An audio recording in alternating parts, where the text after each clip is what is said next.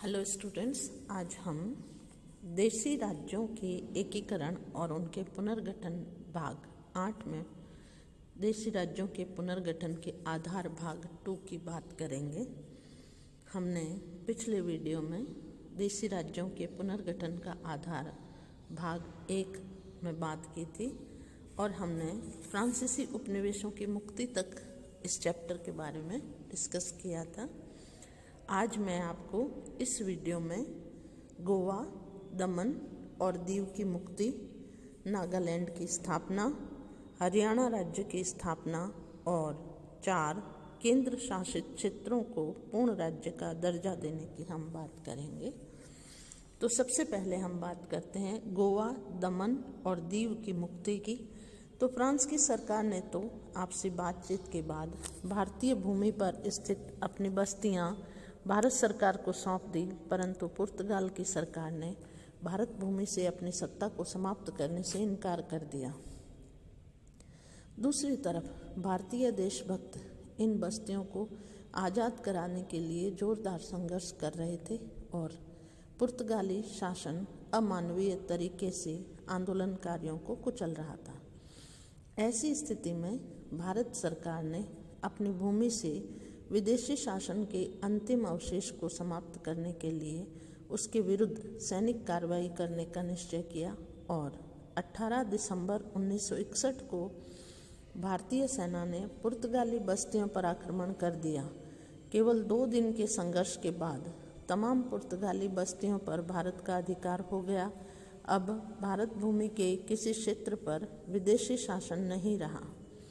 उपनिवेशवाद का अंतिम प्रतीक भी मुक्त करा लिया गया। 20 दिसंबर 1961 से पुर्तगाली बस्तियों का शासन केंद्र सरकार ने अपने हाथ में ले लिया और अपने अधिकार को कानूनी जामा पहनाने के लिए संसद में संशोधन विधेयक रखा गया, जिसे निर्विरोध पास कर दिया गया। तब से गोवा, दमन और दीव भारतीय गणराज्य के अभिन्न अंग बन गए। हम बात करें नागालैंड की स्थापना की, तो असम राज्य के एक हिस्से के लोगों ने भी भाषा और संस्कृति के आधार पर एक पृथक राज्य की स्थापना के लिए आंदोलन शुरू कर दिया। जुलाई 1960 में नागा प्रतिनिधियों को भारत सरकार ने पृथक राज्य का निर्माण करने का आश्वासन दिया और अगस्त 1962 में इस संबंध में एक संशोधन विधेयक संसद में रखा गया, जिसे पारित कर दिया गया। इसके अनुसार नागा पहाड़ी क्षेत्र और ट्वेनसांग क्षेत्र को मिलाकर एक पृथक नागालैंड राज्य की स्थापना की गई। अब हम बात करेंगे हरियाणा राज्य की स्थापना की। तो अभी तक हमने बात की गोवा, दमन, दीव और नागालैंड की स्थापना।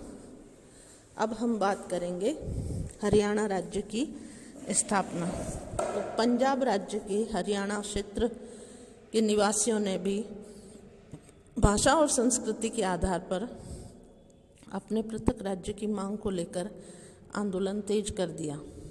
परिणाम स्वरूप नवंबर 1966 को पंजाब राज्य का विभाजन हुआ। हिंदी भाषी क्षेत्र को पृथक करके हरियाणा के नए राज्य की स्थापना की गई। इस अवसर पर पंजाब के कुछ पहाड़ी क्षेत्रों को भी उससे लेकर हिमाचल प्रदेश को दे दिए गए। अब हम बात करें 4 केंद्र शासित क्षेत्रों को पूर्ण राज्य का दर्जा मिला। तो स्वतंत्रता के बाद से ही भारतीय गणराज्य की इकाइयों के पुनर्गठन का जो सिलसिला चला वह चलता ही रहा और जनवरी 1971 में हिमाचल प्रदेश के पहाड़ी क्षेत्र को पूर्ण राज्य का दर्जा प्रदान किया गया। अब तक वह केंद्र शासित क्षेत्र था। 1 साल के बाद अर्थात जनवरी 1972 में मेघालय, मणिपुर और त्रिपुरा को भी पूर्ण राज्य का दर्जा प्राप्त हो गया। अप्रैल 1975 में सिक्किम का पर्वतीय राज्य भी भारतीय गणराज्य में सम्मिलित हो गया। इस प्रकार गणराज्य की इकाइयों की संख्या बढ़ती गई। फरवरी 1980 में राज्यों की संख्या 22 थी।